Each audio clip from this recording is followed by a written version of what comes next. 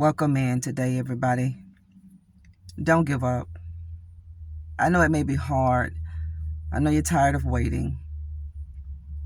But that restlessness that you feel in your spirit, that's God letting you know, don't give up.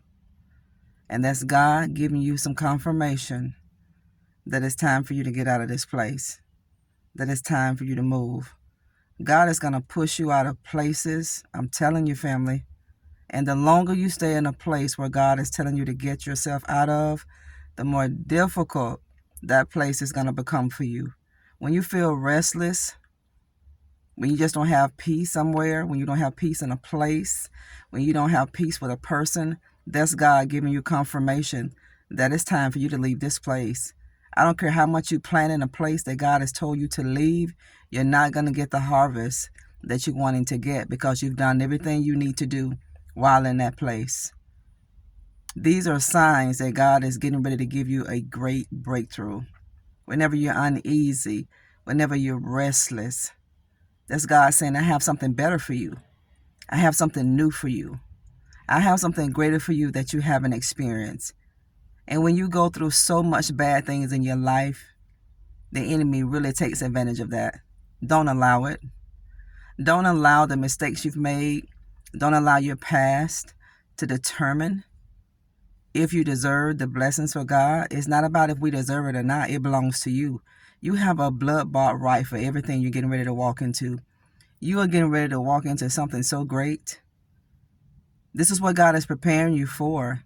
God is getting you ready for your breakthrough. This is going to be a big thing. God is going to do a big thing in you. You are going to have a great breakthrough. God has to remove those limiting beliefs that you have because it's a hindrance to what He's trying to do for you. The way you used to think, you can't bring that into your past. You can't bring that into your present, and you can't take it in your future because it has no place there. Anything in your past has no place in your present moment. People that were in your past, they have no place in your present moment. These people will not be able to come with you. Don't try to take them with you because you're going to have so much burden. These people are going to bring you so much burden. Have you ever had people in your life where it just weighs you down all the time, family? It's one thing when people need help. It's one thing when we need help. But if you have people in your life, family, that are burdening you so much, this is God letting you know that this is not the place for you. This isn't the place that God has for you. And God is telling you to get out of this place. He's telling you to move. God said, I have something bigger for you. God said, I have something greater for you. You got to get out of this place.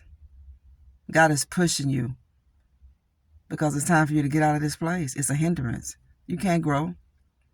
You're wondering why you're in a place and you're doing your very best and you wonder why you're not seeing the fruit that you know you deserve. It's because God is pushing you out. This is God letting you know your breakthrough is getting ready to come, but it's not going to come in this place. We do the right thing in life, but sometimes we do the right thing with the wrong people. I had to learn that, family. Boy, I used to ask God that so much until God gave me revelation, until one of my spiritual mothers spoke into my spirit. And I began to ask God, and I put my plate down, and I began to go on a fast before the Lord. When you do the right thing with the wrong people, you're not going to prosper. When you do the absolute right thing in the wrong place, you're not going to prosper. God is nudging you because He's getting ready to push you out. He's going to make you uncomfortable. These are signs that you have a great breakthrough to look forward to. A big one. This is not going to be anything normal. This is not going to be anything small. It's not. God is going to do a new thing. He's going to do something bigger. And God is going to do something so much better for you. He absolutely is. There's no denying that. And you feel it. You know something is different.